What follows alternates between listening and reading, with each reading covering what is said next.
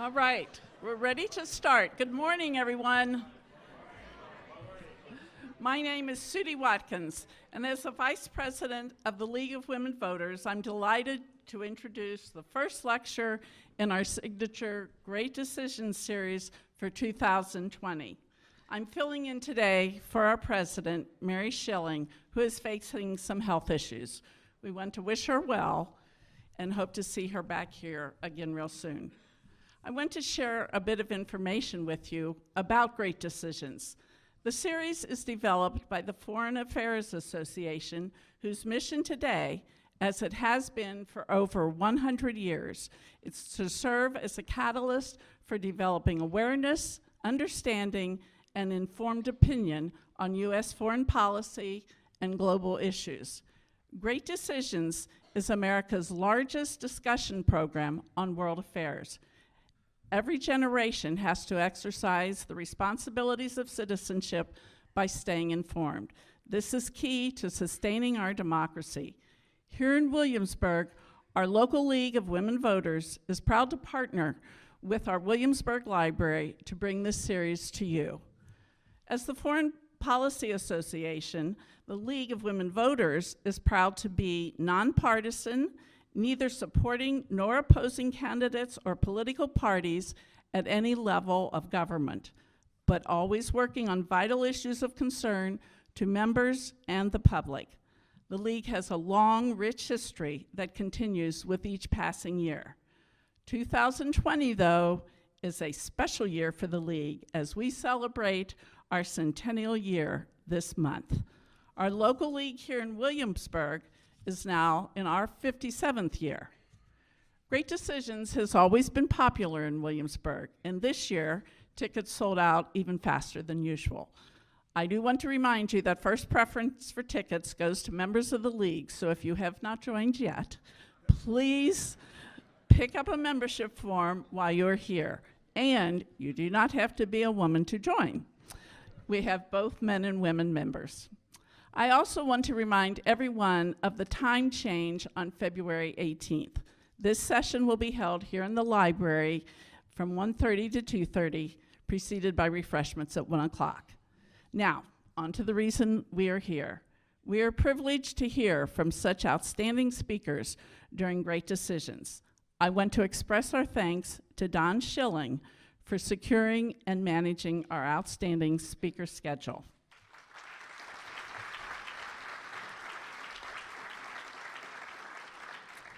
Also, thanks to Bobby Falquet and her team for managing the registration process. And to Jan Keaty and her team for hosting the coffee hour.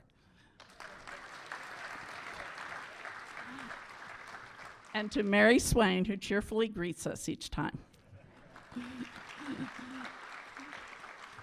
I also want to thank the library staff, especially Bob Kerouac and Rob Haas for hosting us and for their help with our audio and visual needs.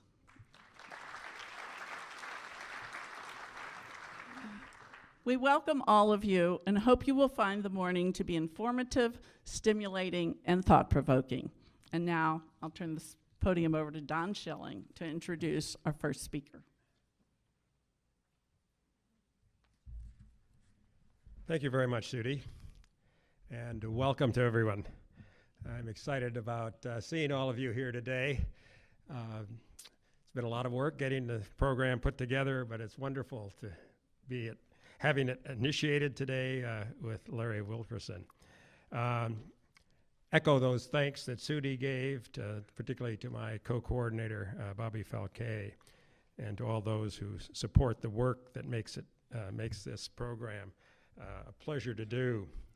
Now, a couple of announcements before we begin, just to remind you that we have, as you notice, a camera in the back. We are now live streaming Great Decisions over the youtube.com James City County site, so that if you miss a session, the programs will be archived there. If you can't get in, or if you have friends that wanted to see, be part of Great Decisions, they can now live stream it at that site. So we're trying to get the word out so that people in the community who can't be here this time can access our programs. We thank Chris Williams, who's the James City County Video Production Administrator, for working with us on this important element as part of our program. Also, want to remind you that in the question and answer period that follows the address, this is a time for questions, not for small lectures. So state your questions succinctly.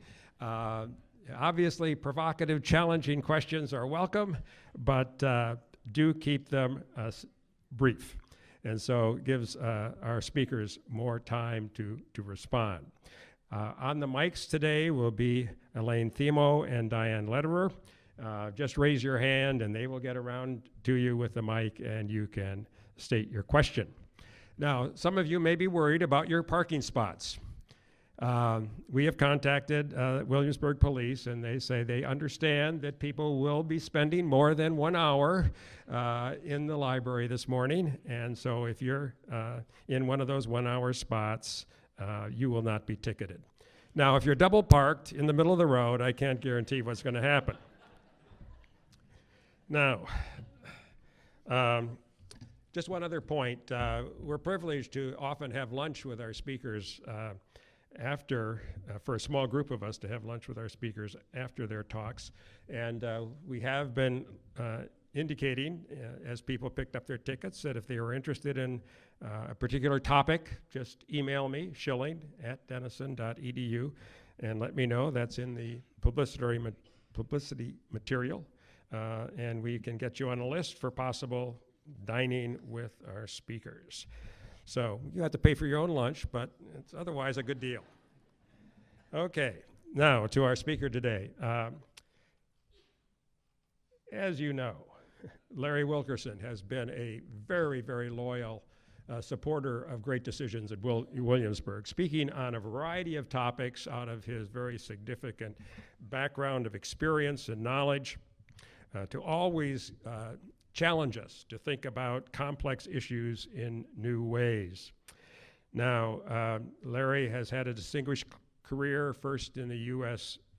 Military, in the U.S. Army, with stints at the U.S. Naval War College and at the Marine Corps War College. He worked as a very close advisor to Secretary of State Colin Powell. He was Chief of Staff when he was Secretary of State. He has worked with him in other ways as well. He has just an impressive array of experience, which he draws on, whether he's talking to Great Decisions or, as I often see him, as a commentator on television on key issues. If you were paying attention to the crisis with Iran, I saw Larry interviewed several times on those issues that grew out of the killing of Soleimani. So he also, of course, teaches students at William & Mary, where he is the distinguished adjunct professor of government and public policy. He has experience with the issues of climate change, serving as a 5-year member of the Climate and Security Working Group that I think issued a major report earlier this fall in September.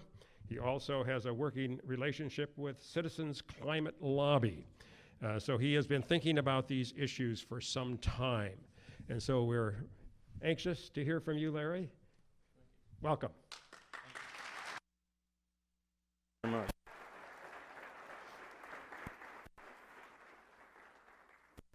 Before I start talking about climate change, I have to get something off my chest this morning, having watched the Iowa caucus. A group of us in Washington, many of whose law firms and other affiliations you would recognize the name of, some of the most prestigious in this country, have been working for some 8 months to convince governors, secretaries of state in states, attorneys general, adjutants general, heads of law enforcement, and other related parties about what might happen in 2020.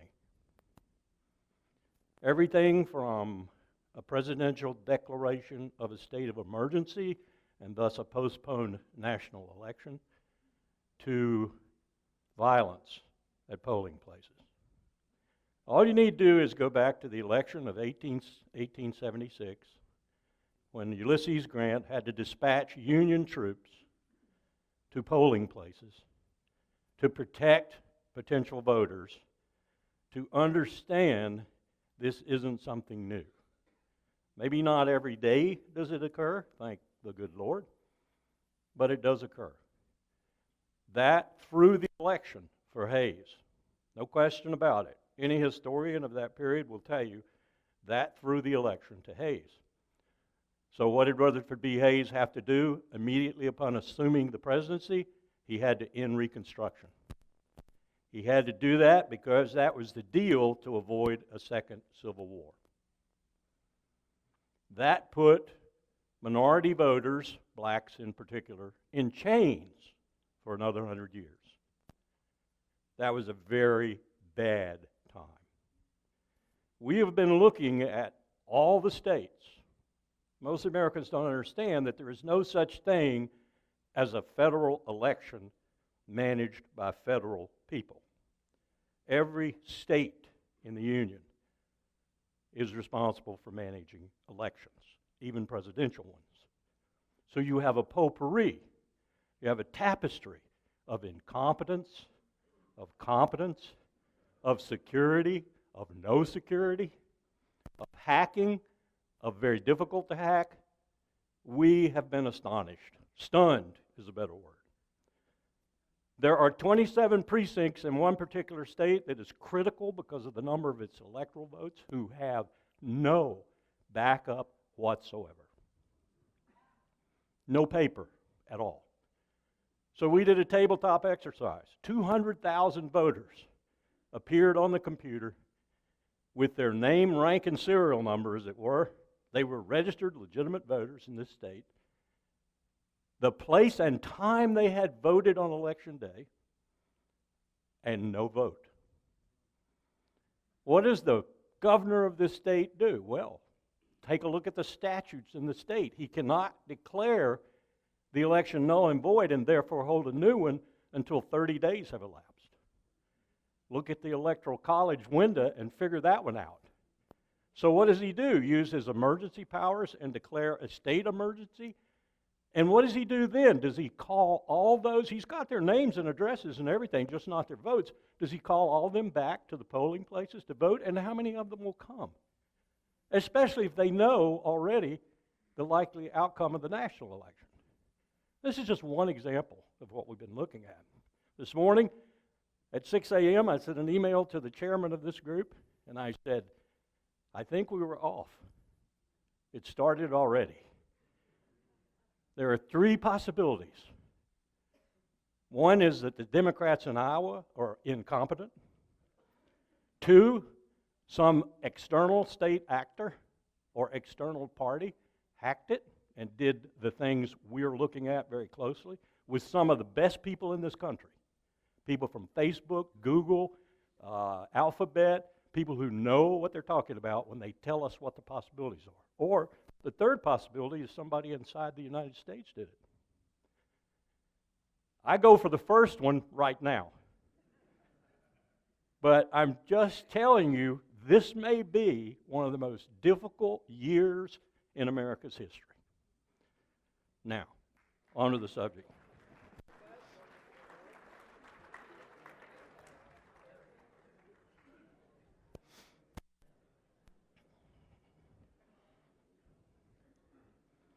I hope there are no ads. I just got this morning.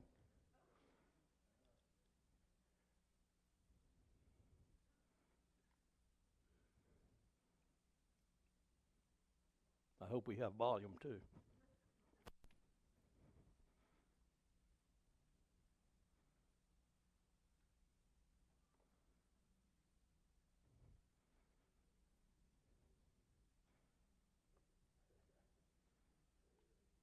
Any volume up there?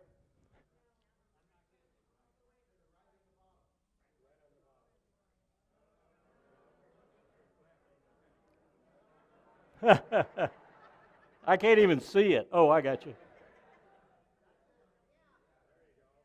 I hope this is it.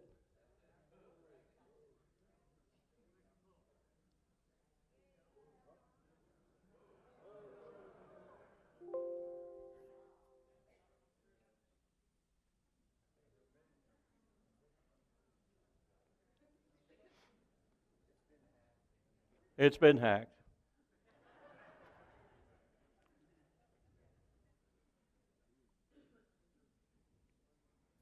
Is there a problem upstairs or?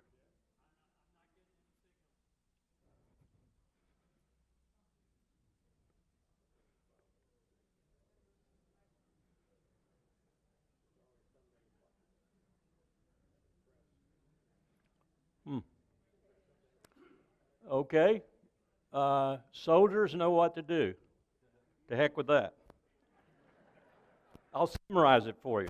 It's a dimension of climate change that, frankly, in all the different groups with which I've been involved, we have not tackled. The person who sent it to me this morning is the head of Tobiana, Pennsylvania Military Medical Clinic.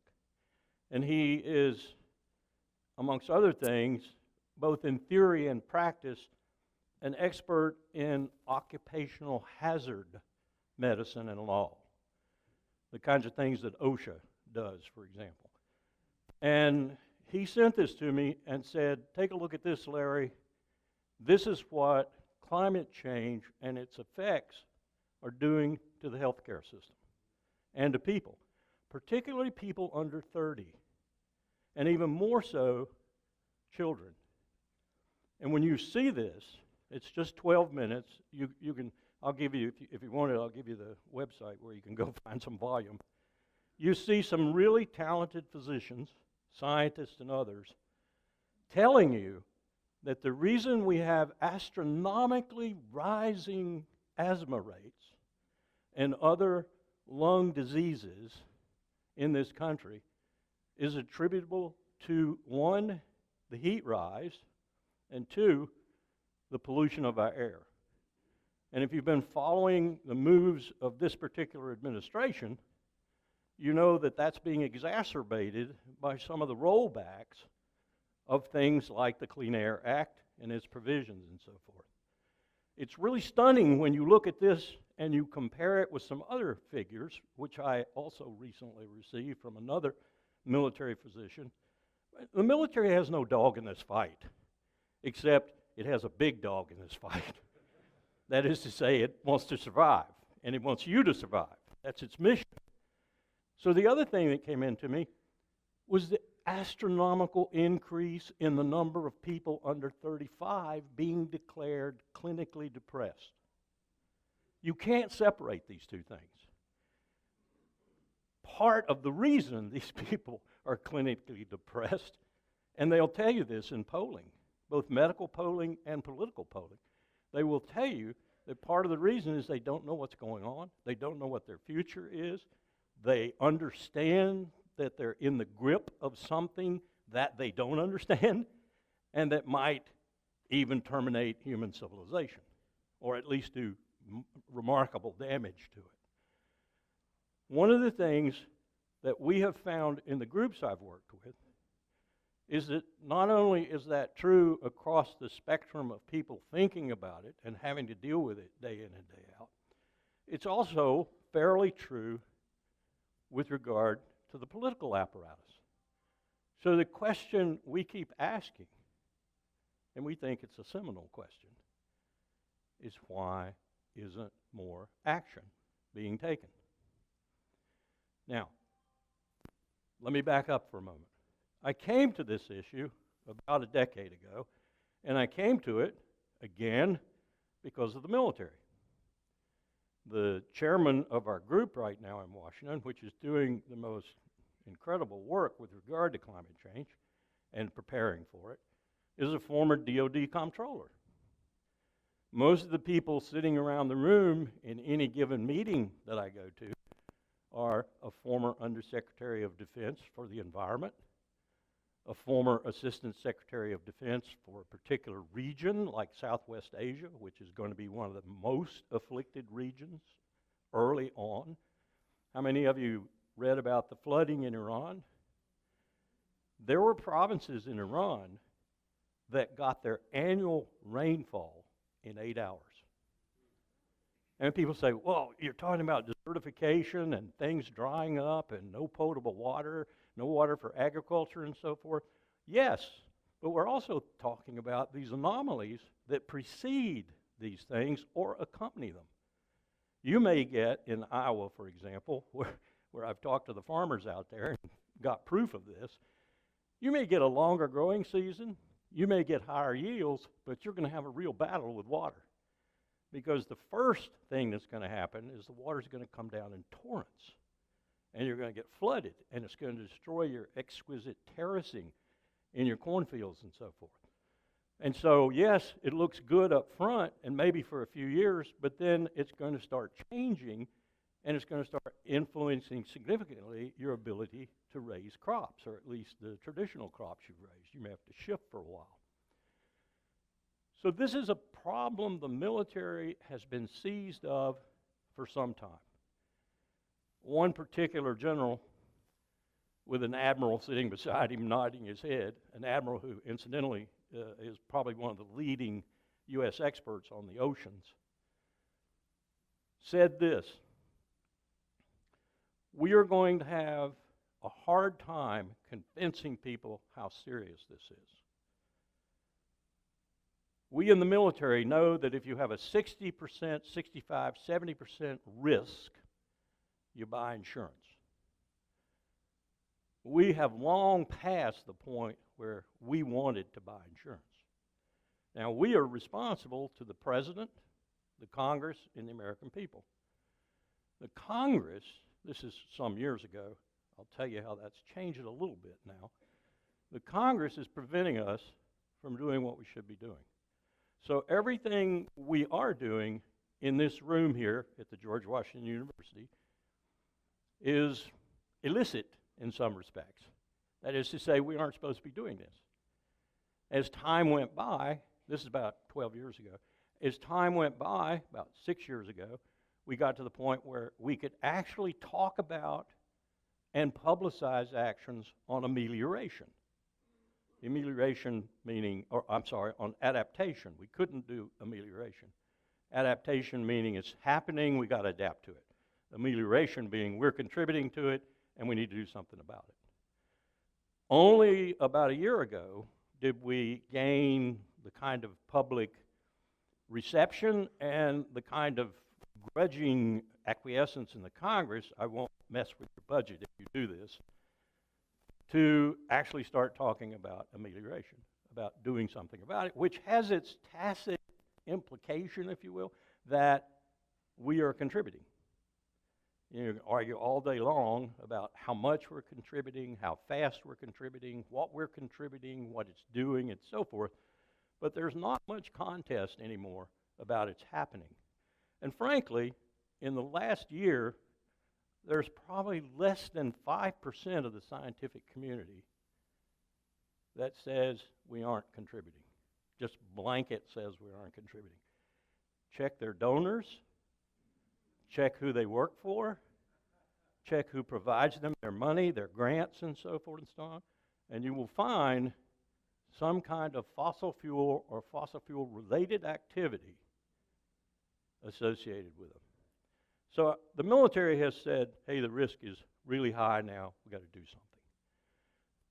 The thing I've been talking about across the country, therefore, for the last 5 years or so, is the national security implications of climate change.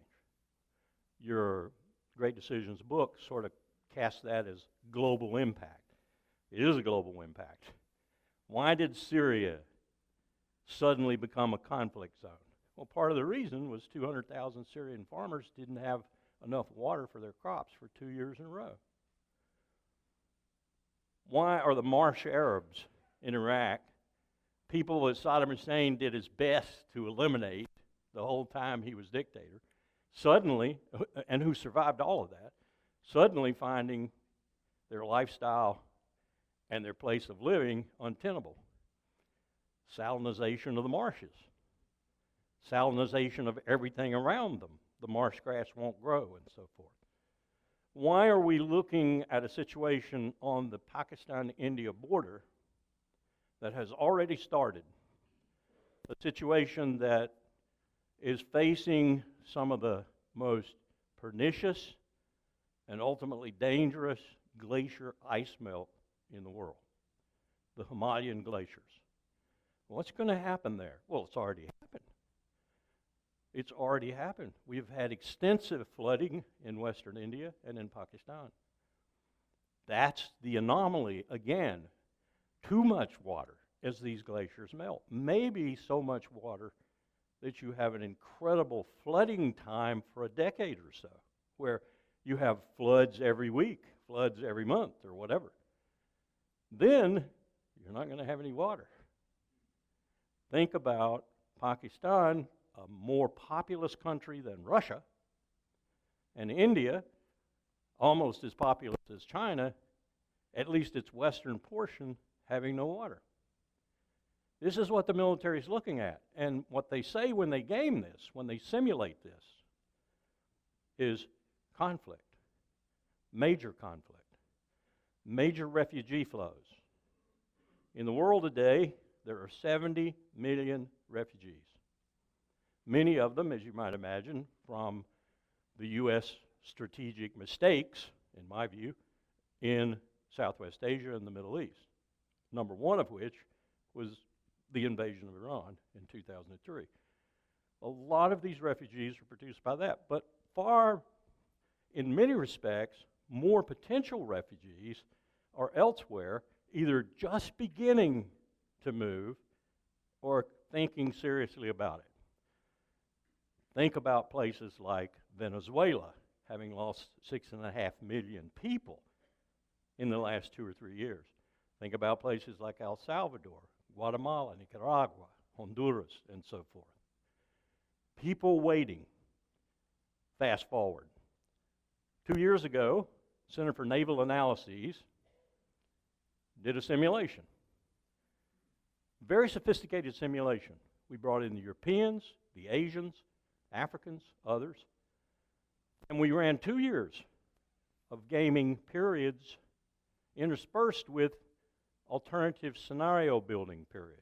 Now, that's military talk for you do a game, you see what happens, you take the results from that game, mainly the decisions made, and you rub them together a little bit and get some experts to look at them and say, okay, now we can build a new simulation based on the decisions made in this game. Then you run a new game. And you do that iteratively, as we did here for 2 years. Come to the end, and you get the game brief finally to your European and Asian counterparts and your Americans. The briefing goes something like this, because it is coming from the game manager and game disciplinarians, if you will, the people who kept the game on track, the people who know gaming. It's not coming from anybody with a political agenda or anything. Gamer's up there, and he says, and then we had a scenario in 2065 where we had 500 million refugees, and as I just told you, for about 10 or 15 years, all the peer powers, U.S., Russia, Europe, Japan, all the peer powers were doing their best to set up refugee camps and manage these flows. About 15 years later, they all decided it was impossible, too resource draining, too budget draining, and so they put their militaries on their borders with machine guns. One of the Germans who was sitting in the audience at that time, a young man, leapt to his feet and objected to that because he said no German leader, and these are the people who participate in these simulations, former politicians, military leaders, functional experts, scholars, and so forth from all these different countries. No German, he said, would have made decisions to do that. And the gamer just looked at him and named the Germans who'd been on that version of the simulation. One of them had been a former chancellor. This is how serious some of these worst case, admittedly, worst case alternative scenarios look mid-century and beyond.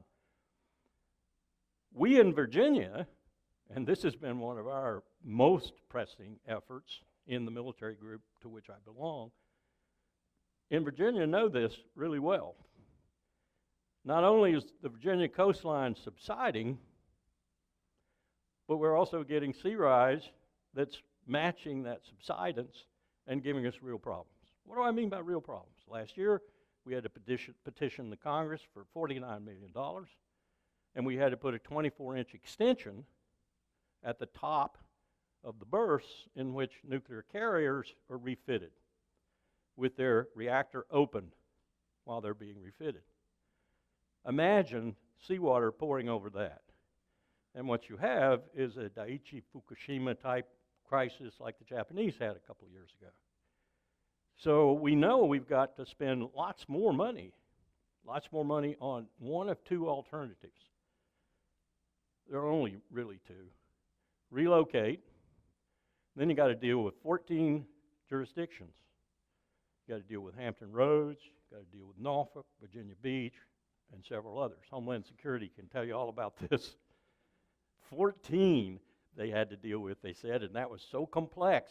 And then the guy who was with the guy briefing said, yeah, and there's 118,000 in the United States, political jurisdictions that you're going to have to deal with.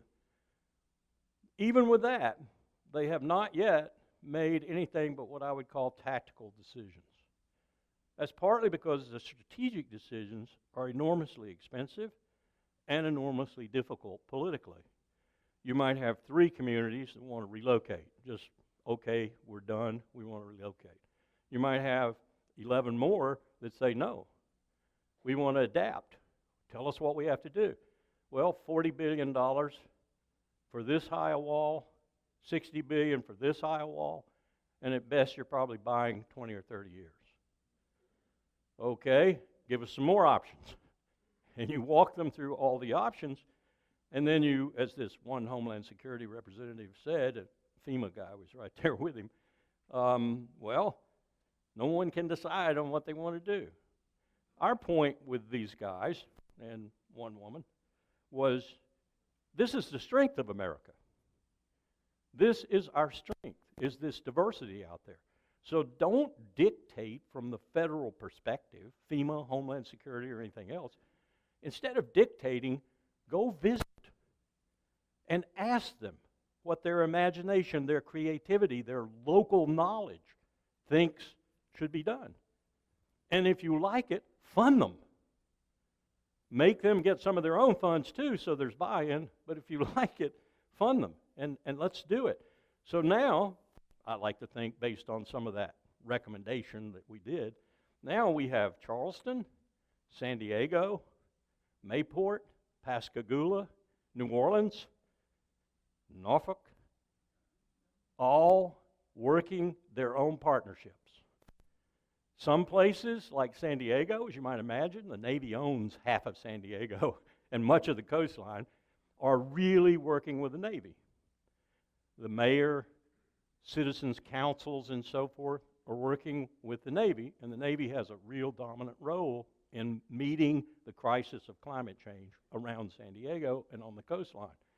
In Charleston, it's a partnership between the mayor, city council, NGOs, non-governmental organizations interested in oceans and sea rise and things like that, civilian groups, and the Citizens Climate Lobby and others like that. In other places, it may be a slightly different combination, but we think that's the best way to go after it. Will that work in the long run? Maybe we'll have to do some far more dramatic and drastic things in the long run, but that seems to be a good way to get started. And when they need help federally, generally it ought to be money, your taxpayer dollars. I've told this story before. We were over in a theater, I think it was Richmond if I remember. You'll probably know this. It's the theater where the organ comes out of the stage. They still have one of those, and the guy's playing the organ as it comes out of the stage. And one of the briefers there was one of our scientists, and there was a woman in the back who raised her hand and said, "Don't tell me about climate change in Norfolk and all this stuff about building walls and everything. Hell, I got 6 inches of water in my yard right now. I know about climate change." And she was right. There are people who are going to have to make some significant decisions about where they live, where they work, and so forth. About 300 million people in the world right now are going to be impacted, not in 2030. They're being impacted right now. They're being impacted by not being able to get insurance. They're being impacted by the states that have, and I don't mean just our states, but states in general in the world, that have the sense to tell them to move, or are making them move, as in Bangladesh, and in many cases they move right back, because the enforcement here is very difficult. But there are about 300 million people that are probably going to be threatened in the next 2 decades. That is to say, seriously threatened. And if we're looking at some things like we're looking at right now properly, there might be something like 50 million plus in the United States. For example, we've told the military assets in New Orleans, get out. Get out. New Orleans is not sustainable. That's pretty brutal when you're telling the mayor that, or you're telling citizens that. But you've got to tell the Marine Corps headquarters for its reserve, get out. Get out. There's no joke about it. We don't want you being destroyed. How much did we lose in Florida and how much did we lose in Houston in the last 3 hurricanes? Well over $20 billion. We almost devastated Tyndall Air Force Base. Lost a lot of F-22 aircraft at, pretty expensive aircraft, depending on anybody's estimate at any given time, somewhere between $80 and $100 million each. And we lost them. Part of the reason we lost them was the Air Force's fault, because it was cannibalizing so many aircraft to keep the others flying that when the hurricane warnings came, those cannibalized aircraft could not move. And so they were destroyed by the hurricane. In Houston, we lost billions. Story about Houston. Yours truly is in Texas, meeting with, at that time, probably one of the most powerful men in Texas, the Speaker of their House. Gone now. You may see that after he left, a young man took over, and now he's in real trouble. There's a scandal, and he's probably going to be forced to resign. That's kind of typical of my old high school state of Texas. But at any rate, we're working with this guy to talk him into introducing at least the idea in Texas to see our purpose, to see just how it went over, a revenue-neutral carbon tax. And we are somewhat surprised when he not only listens, but asks good questions, and then starts talking about how, with his executive assistant and a couple of others, they might operationalize that within the Texas legislature. Fascinating conversation. That afternoon, at his request and his coordination, we went to speak with Joe Cornyn's Austin office. That's Senator Joe Cornyn from Texas. And I forget exactly who it was. Oh, Joni Ernst, because they happened to know her in that office. And we set up briefings back in Washington. Well, long story short, as a result of these briefings, Cornyn calls McCall in the House. McCall says, 10th District, Houston, says, come by. We go by, we being the Climate and Security Working Group, we go by and we take all of our paperwork, RAND analyses, DOD analyses, NASA analyses, all these things, irrefutable in my mind. And we show him how a Category 3, Category 4, Category 5 hurricane in the right place in the ship channel is $200 billion and lots of deaths. He sends to that briefing, this is McCall, chairman of the House Homeland Security Committee, 10th District of Texas. He sends to that briefing a Navy lieutenant commander who is his delegee from the DOD. And the Navy lieutenant commander spends 5 minutes preparatory apologizing to us for his member not wanting to hear what we're going to say. I asked the Navy Lieutenant Commander, what's your portfolio? He says, well, it's the environment. So you're on loan from DOD for a year to this congressman, and he gave you the environment, okay? I have a real insight into Congressman McCall. Look him up, Google him. Handsome dude. Handsome dude. When you look at him and you say, Mike, give me a break here. We left all those analyses there. We showed him what was going to happen. Comes the hurricane. Don't even know if he looked at them. Don't even know if he read them. Comes the hurricane. Phone call. Could you guys come back? I don't know if he's seized of it now or not. We went back. I was not in the party, but we went back. The group went back. I hope he's seized of it now. I hope he understands now that hundreds of billions of dollars are at risk, people's lives are at risk, and we can't keep on denying that it's happening. Last week, we had a briefing from a scientist. She had no dog in the fight that I could detect politically, and she was a typical scientist. She just briefed the data. You ask her a political question, and she'd get question marks in her eyes. She didn't have any idea how to answer the question. Buried in the data. You can't be right, our chairman said. And he said, the data's irrefutable. What did the data tell us? The data told us that after they had done one of the most exhaustive coastline elevation measuring exercises ever done with lasers and satellites and everything else, that they had finished a 2-year effort to do this, and that what they found was we were off by a third with our estimates of coastline elevation in the United States. Not to our favor, to our disfavor. So we're all looking at each other, and we're thinking about that report that was mentioned, the September report we briefed on the Hill, and we're thinking, my God, instead of a 30-year window, we have a 10-year window. Because that's really what that evidence meant. And then we get, this last week, the new information on Antarctica.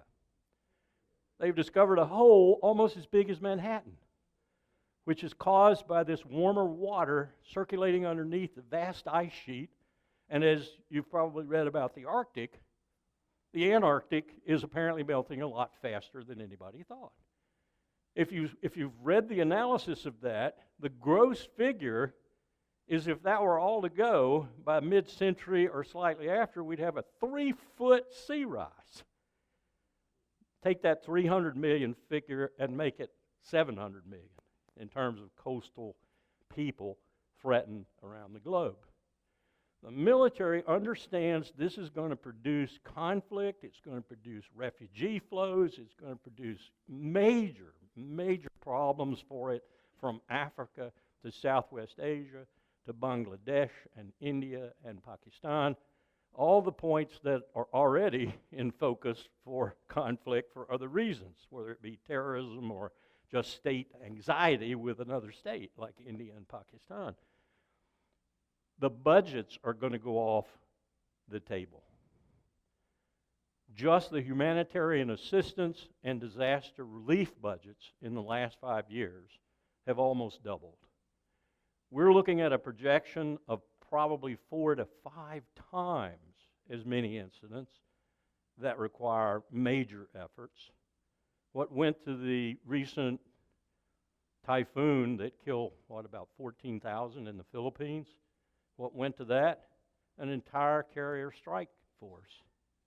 What went to the 230,000 dead in Aceh province and surrounding? Yes, 230,000. Google it. Look it up. In Indonesia, almost the equivalent of 2 battle groups. This is a major diversion of military power. Not that they don't want to do it. Not that they aren't happy to do it. It's the budget. And it's the ability to do the other part of their mission if the budget becomes exclusively or majorly aimed at conflict produced by climate or conflict produced by other things associated with it, whether it's lack of water, lack of agriculture, or whatever. It's a real horror story for the military right now. And any of them that are honest with you, will tell you they're really worried about it, very concerned about it. How do we deal with it? How do we deal with it domestically? I haven't mentioned that except to talk about the hurricanes. With the near coincidence of the last 3 hurricanes, the military had domestic problems, not just problems in Puerto Rico, a territory, or problems with someone else influenced by the hurricane, Bahamas, but problems inside the United States. At Fort Bragg, they were immobilized.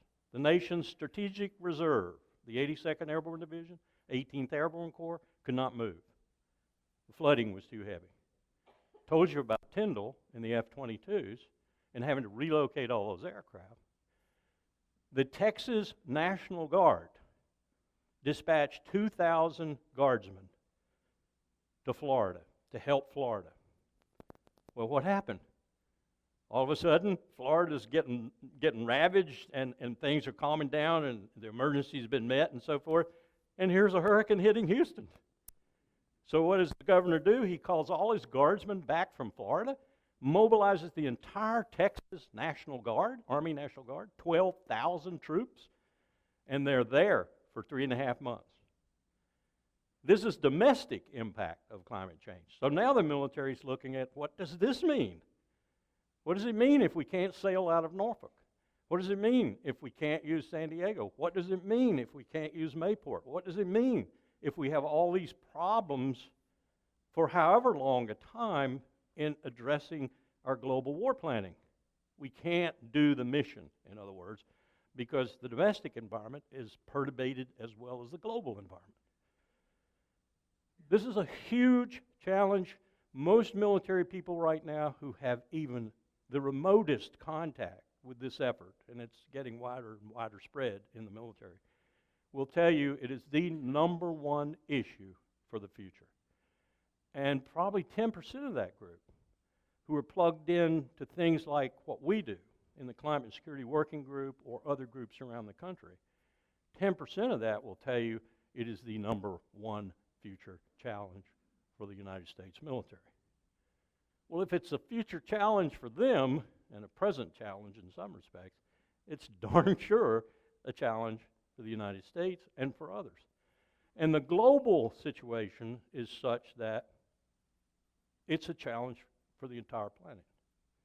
It's a challenge, as my granddaughter said the other day, having listened to some of the things that she's seeing now as a freshman at her new university, is existential.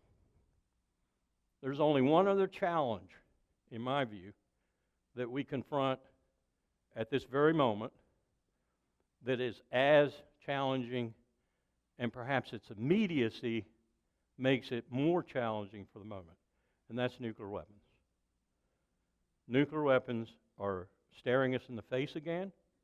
Russian doctrine is first use and use, published doctrine, and our response now is we're going to spend $1 trillion over the next decade or so, and we're going to develop weapons we find useful on the battlefield as well. And once that happens, the genie's out of the bottle. We asked a question in our Climate Security Working Group. We asked the question, do these two existential crises have any complementarity? The scientists were, like, of course they do. You want to see global winter? You want to see the climate impacted abruptly and right in front of your face? Let's have a nuclear exchange, especially a strategic nuclear exchange. You get someone like the present chairman of the Senate Foreign Relations Committee, Risch from Idaho, who in a hearing with Bob Corker earlier, a couple of years ago when Bob Corker was in the SFRC seat, chairman, who not only says the president will have the authority without consulting with the legislature to use nuclear weapons if he sees fit, he probably ought to have the right to first use. Now you know why that piece of legislation is working its way through both houses of Congress right now that has one sentence. And I have to say the major sponsors are Democrats, has one sentence. It says, there shall be no first use of nuclear weapons by the United States of America, period. I hope it passes. I'm a military professional, and I hope it passes.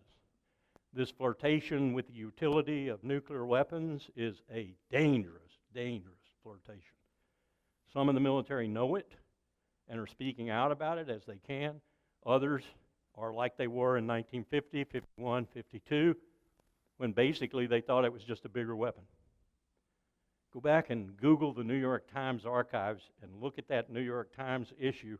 Above the fold, front page, big atomic cannon, mushroom cloud 2.5 kilometers away, and the headline, "Atomic gun shoots and GIs watch."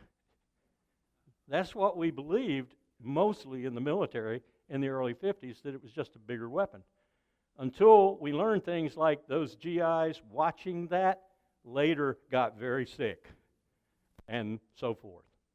Sailors who watched the test in the Pacific and who actually went on the ships afterwards to measure the radiation and so forth had very short lives. And those lives were afflicted by cancer, all manner of disease and so forth. So we learned fast, and one of the things we learned in nuclear doctrine was we don't want to do this. We just don't want to do this. That came to an absolute apotheosis with Gorbachev and Reagan, when Reagan actually surprised, stunned, and perplexed his own staff, walking out of that little building in Reykjavik and essentially saying, "We're going to zero." That was probably the only sane moment in the history of nuclear weapons from 1945 forward.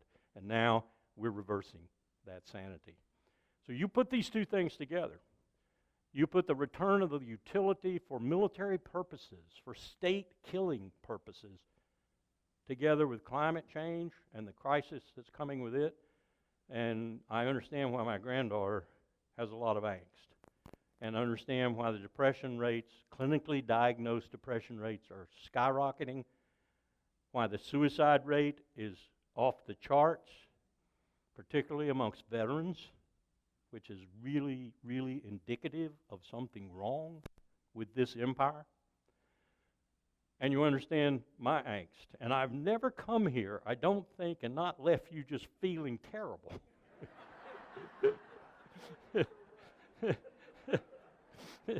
So, I don't know why you keep asking me back. So I have to conclude by telling you that that film showed me, 12 minutes, that some of the best medical people in America are thinking about this and are trying to develop ways to deal with it, clinical ways, diagnostic ways, and so forth, and trying to issue a warning. The other thing I would have shown you, I've got it, but after that experience, I won't do anything, is a reverend in Kansas who just blew me away when I haphazardly came upon him on YouTube, and it said, in essence, you can Google this, please do. Evangelicals get enough criticism in this country. The fundamentalists amongst them, got no use for. But these evangelicals, I have every use for. The Reverend comes on, and the title is, "What Would Jesus Say?" And then a whole series of young people from his congregation come on. And they're just bang, bang, like that, one right after the other, talking about the climate crisis. And then he gives his sermon of the week on the climate crisis. And it is absolutely powerful. It's stunning. It's an indictment. It's an indictment much like Greta Thunberg issued on the world's leaders, particularly on our leader. And you watch that and you say, well, I know there's 68 million some odd evangelicals. Here's 22,000, which is this guy's Methodist congregation in several cities, who know what's going on. And he says things like, I know what Jesus would say. Jesus would say, and he reads from the Bible. He reads from Genesis. He reads from Deuteronomy, Ezekiel, and so forth. And he says Jesus would have said the same thing God said. God said, be ye stewards of the earth. Take care of the birds and the bees and the things that crawl and so forth.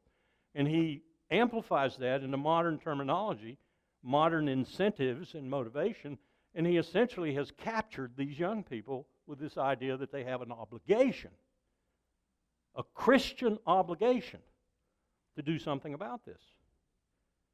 This is in stark contrast to what I hear about Mike Pence and Mike Pompeo and other people who want Armageddon to come so we can all be, in Christ's 1,000-year kingdom and all the Jews can be killed.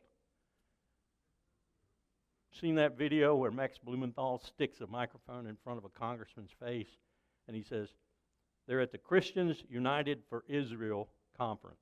John Hagee, Pastor Hagee, with his multi-million-dollar ranch outside Dallas, his airplanes and his Rolls Royces and everything else. Sticks his microphone in the congressman's face and he says, Congressman, you believe in the rapture? You believe the end times? And the congressman said, I certainly do. Jesus said it was coming. Well, what do you think will happen? Because this is a Christians United for Israel conference. What do you think will happen to the Jews? And the congressman gets this perplexed look in his face and then, not missing a beat, finally says, well, they'll all convert. That was not very comforting to my Jewish friends. But this is the craziness of the fundamentalists. These evangelicals who are in this man's congregation are different stripe. As I said, they are some of our best allies, I think. And we're going to reach out to some of these people in a way that we hope will be synergistic. We can work together. I think it's solvable. I think it's doable. I think we're going to go through some really hard times doing it, but it could have this positive impact, both domestically and internationally. It could compel us to coordinate, cooperate, and get the job done, whether we're in Beijing, Moscow, Tokyo, no matter. It could be the force that does that. It could be the compellence that does that. It might be late. We might suffer because it is late. But at least we will have used this existential crisis to forge a better relationship in the world that might last for a while. If we're typical humans, it'll last for a generation and then dissipate. But it might be something that would even alter, and I know I'm going to be accused of being a communist for saying this, it might alter the way we do economics, the way we do work in this world, the way we labor in this world, the way we produce things in this world, because very frankly, if you look at the theory of growth and you look at this finite planet, they do not go together. Something has to come out of that. Something other than what FDR produced, regulation, unions, and so forth, to balance the other side of the equation. Something more has to come out of that. Experts to whom we're talking, and I'm no economist, but they're saying something has to come out of it that looks very different from the kind of economic approach we've taken at least since the beginning of the Industrial Revolution, arguably for 5,000 years off and on. We need a new way to approach labor, to approach work, to approach production. We're not talking about Karl Marx here. We're talking about a new system based on the incentivization and the positive entrepreneur aspects of capitalism, perhaps, but different. And people are beavering away trying to figure out exactly how to do this. You've heard a little bit of it from people like Yang and others who, Elon Musk and so forth. But I look at that, I'm 75, I look at that as a positive rather than a negative, because it's clear to me as, an old person from this world that we probably have to do things a little bit differently in the future if we're going to meet these crises. Thank you.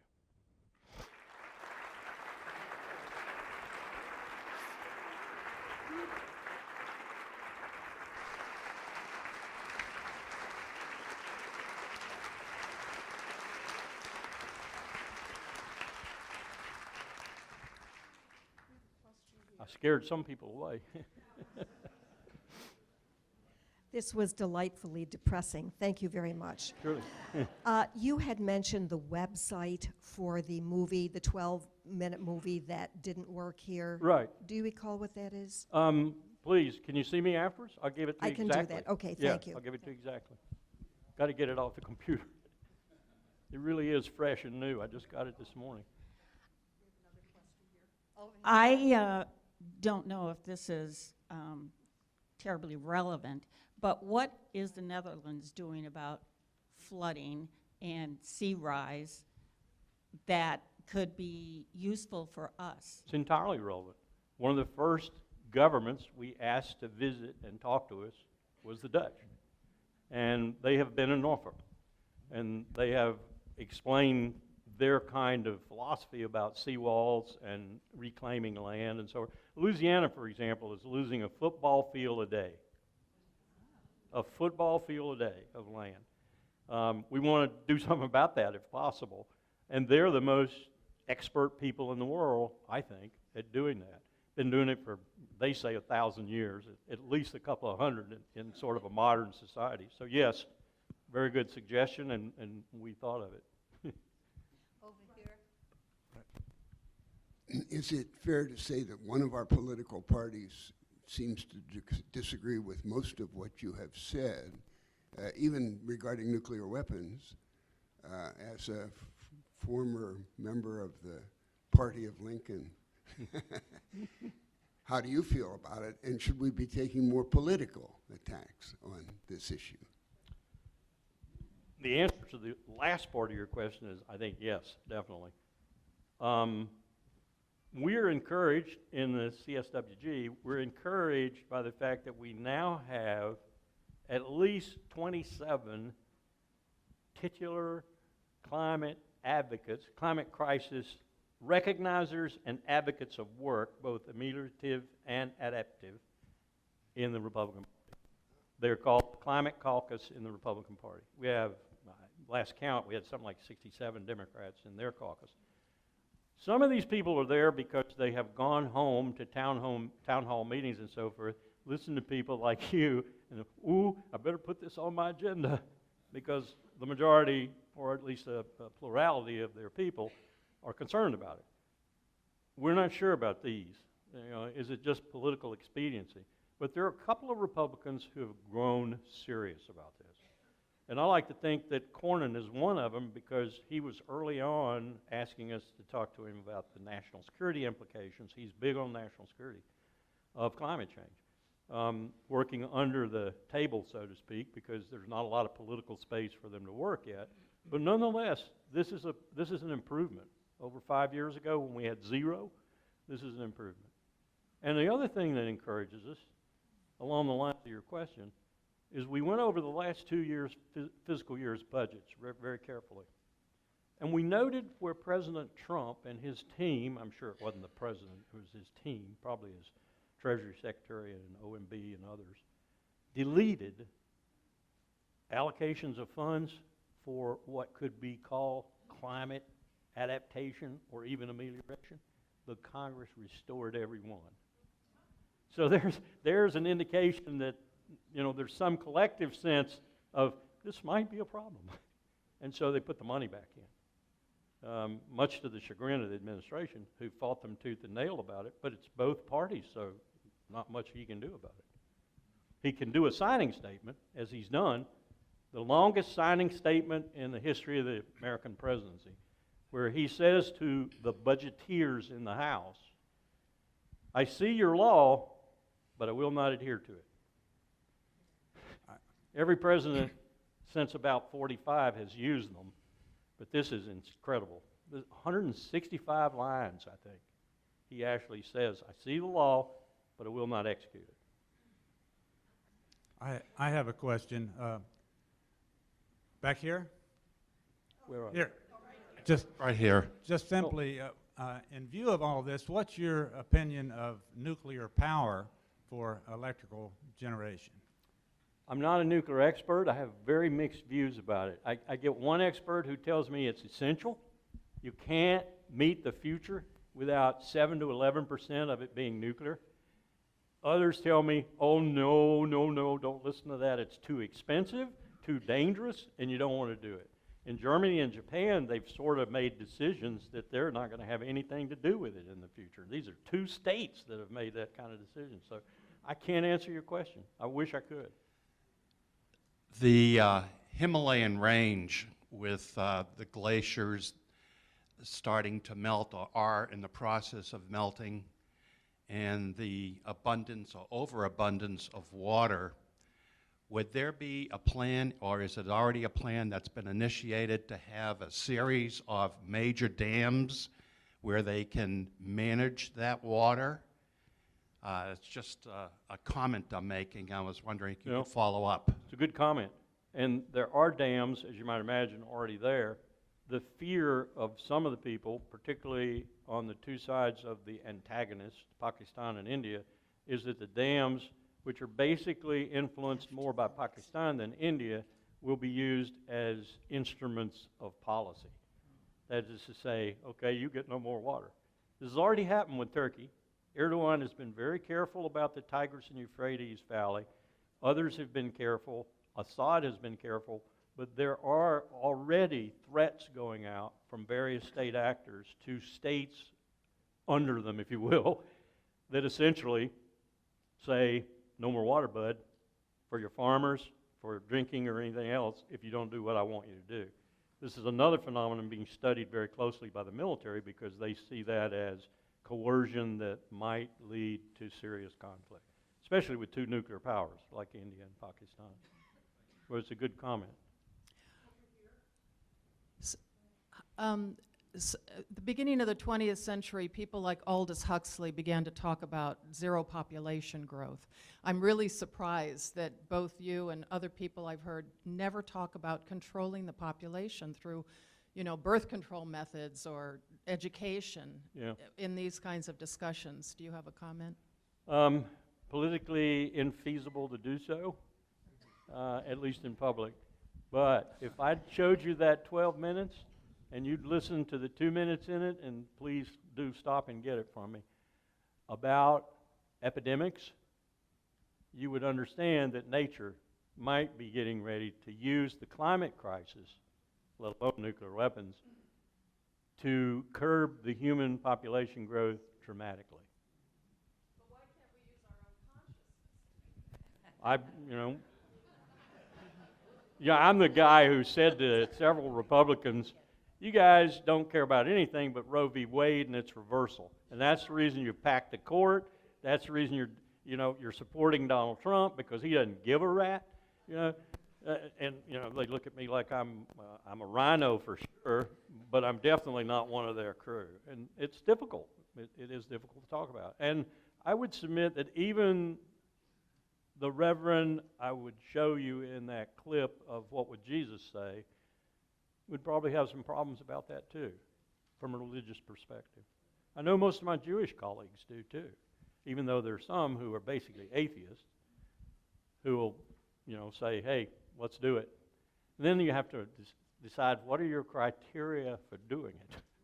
And if you look at the power structure in the world, even in our own country right now, and you think about those people who are going to be deciding who lives and who dies, it's not an easy question to answer. Over here. Please. We get an awful lot of comment, but not much explanation as to what this Green New Deal is. And the people that are behind it are not terribly popular. But I have to admit, what I've seen written, and I'm reading everything I can get my hands on, because I used to teach this stuff, and I thought, we need to understand what they're saying. Right now it's just a logo that they hold over their head. What is it? I have the same problem you do. And I've actually sat down in the Congress with several of their staff, one member with several of their staff, and got inadequate explanations. I've been referred to websites where there's all manner of technical goop that I can't begin to decipher, to just general statements like probably you're exposed to. Here's what I think is a good idea. You look at what FDR did in 1932, 33, 34, and particularly look at, and there's a great book on this, I wish I could remember the author, the person who really forged the New Deal for FDR was Frances Perkins, the first woman cabinet officer. She was as responsible for the New Deal as FDR ever was. He put the political pizzazz to it, but she was responsible for the details. She worked with everything in the country that had anything to do with labor and industry, and made friends of most of them. Bitter enemies in terms of the policy she was creating, maybe, but made friends with most of them because they just could not hate her. Now, there were a couple of exceptions who tried to get her actually de-citizenized and thrown out of the country. But what she did was take an entirely different approach to what was possible through the political structure. And she got allies, and she got people you would never believe would have been interested because she found their one little niche of interest. And then she got the president and the Congress, through the president, to put all this money to it. Money that in many respects we didn't have. So if we can spend $7 trillion in 19 years on Afghanistan and Iraq alone, and that's a conservative estimate, why can't we put similar monies towards both infrastructure refurbishment and refurbishment along the lines of what we need to do vis-a-vis climate? I think we could. And if we have to go into hock to do it for a while, we went into hock with World War II. And we came out of that, and by the time Eisenhower ended his second term, we were the most productive, successful economic entity on the face of the earth. We can do it, but it takes leadership. And your question implies there isn't that, and I agree.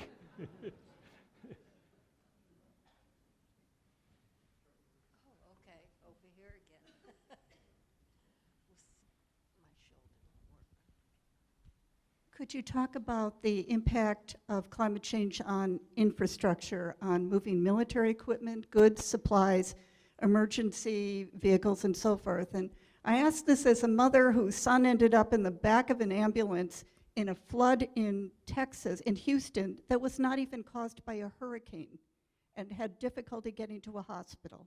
Yep, it is a problem. It's a significant problem. It's a growing problem.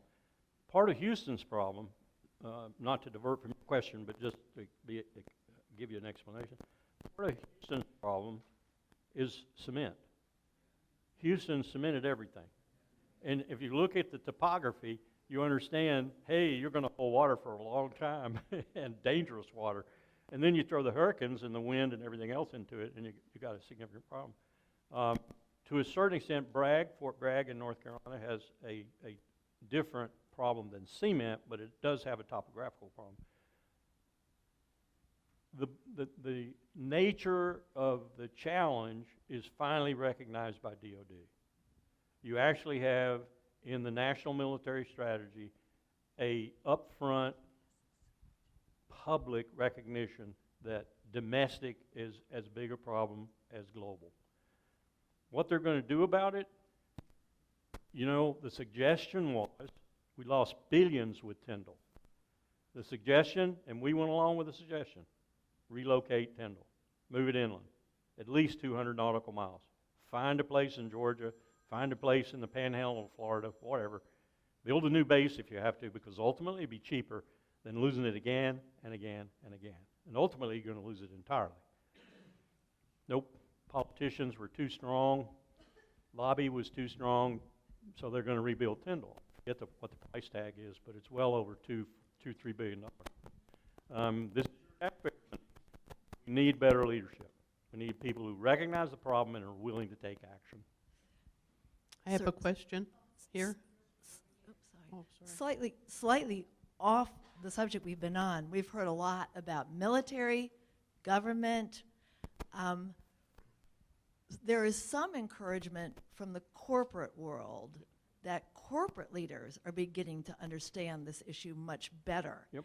And I've often thought we might have as much power as consumers as voters. Yes. Are you seeing this Yes. in the work you're doing? Yes. Thank you. Another positive point here. BlackRock. managing more money than any other hedge fund assembly in the world, has just disseminated not advice, but direction to its subsidiaries to begin to look at other fossil fuel entities. This is happening across the board in Europe. Europe is moving faster than we are. European Central Bank just had a meeting where they spent about 8 hours talking about this. And one of the things they talked about, I didn't even mention, is the economic impact of the climate crisis. They don't know in the European Central Bank whether they can handle what's coming. It may devastate our economic structure, our ability to respond in ways that restore that structure and keep the jobs and keep the money flowing in the banks and so forth and so on. I mean, we all probably could criticize that structure, but it's what we got. They are very concerned about that, very concerned about it. They shot a note off to Washington. So far, it's fallen on deaf ears. But it shows you how serious it is. And your point about the market leading some of this, it's going to happen. If you just saw Elon Musk, I hope he's telling the truth. Sometimes I think he's a con man, a smart con man, unlike the one in Washington. But he just opened a factory in China for 3 or 4 of the models of the Tesla. And he already has, he says, and I'm told by people in Beijing whom I know, he already has almost 1 million orders. This is enough to just revolutionize the automobile industry. He's number 2 to Toyota now in market share and total capitalization. Now you can argue that that's all, you know, like Apple. Who would buy a share of Apple stock? Who's got the money? It could be, but, and Elon Musk is not the most dependable character in the world, but when you look at that and you think about the potential behind that and the dramatic changes that could take place in the market almost overnight. I've owned Ford stock for 20 years. It has done nothing. And I know why. You know, when I bought it, it was something like $30 a share. It's now 12 if I'm lucky. I think it was 9, my last report. No one's going to buy Ford stock anymore. No one, I don't think. That's an indicator. And you better get on the other side of that power curve, or you're not going to be a capitalist anymore anywhere. Here's Very powerful force.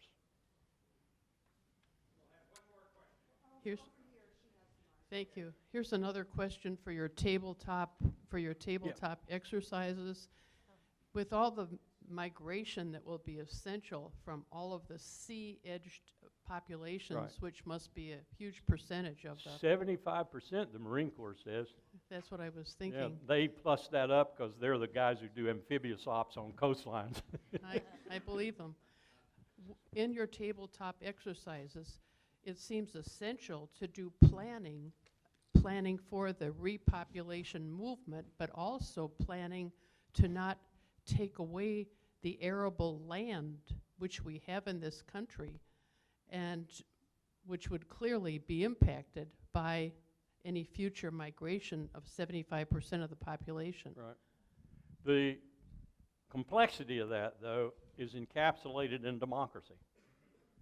No matter what you think of the state of our democracy at the present moment, it nonetheless has something to do with what the people think. And what we're finding in these simulations is that when you get to a certain point of surrendering more and more of your lifestyle and your living and so forth to refugees, you get a lockdown. We don't know exactly where that point is, but you get a lockdown. Maybe an example is some of the people who are supporting President Trump's immigration policies on the southern border. Maybe that's the phenomenon we're talking about. But you get a considerable pushback in Germany, in France, in England, in the United States, in Japan, from the population when you get to a certain point of saturation with refugees, and they will not take anymore. It's a phenomenon that we're going to have to deal with, probably, and I don't know how we're going to deal with it other than what the simulations show us.